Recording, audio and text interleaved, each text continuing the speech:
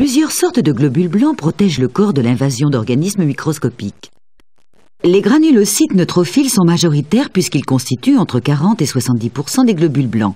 Ils passent du flux sanguin à l'endroit où l'organisme est victime d'un accident ou d'une infection. Le nombre de granulocytes neutrophiles augmente lors d'une infection aiguë violente. Les polynucléaires neutrophiles sont des globules blancs. Ils font partie du système immunitaire qui a pour fonction de préserver l'organisme contre les agents pathogènes et les substances étrangères. Ce sont des cellules phagocytaires, c'est-à-dire capables d'englober et de digérer les bactéries. Fabriqués dans la moelle osseuse, les polynucléaires neutrophiles constituent la grande majorité des globules blancs qui circulent dans le sang. Lorsqu'une substance étrangère pénètre dans l'organisme, ils migrent rapidement dans les tissus en se déplaçant à la manière des amibes pour se réunir sur le lieu de l'infection.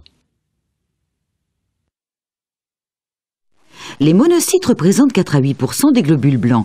Ils sont contenus dans les organes lymphoïdes comme la rate, prêts à intervenir lorsqu'un agent dangereux apparaît. Les monocytes se multiplient lors d'une infection chronique. Les lymphocytes, les plus petits globules blancs, jouent un rôle essentiel pour combattre les infections. Ils se divisent en deux catégories, les lymphocytes B et lymphocytes T.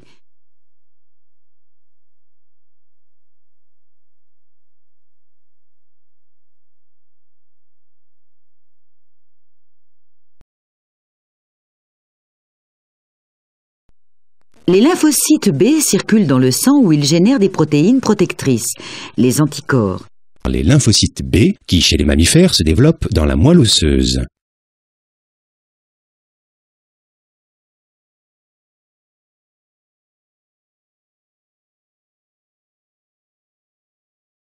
Le thymus est de la taille d'une orange.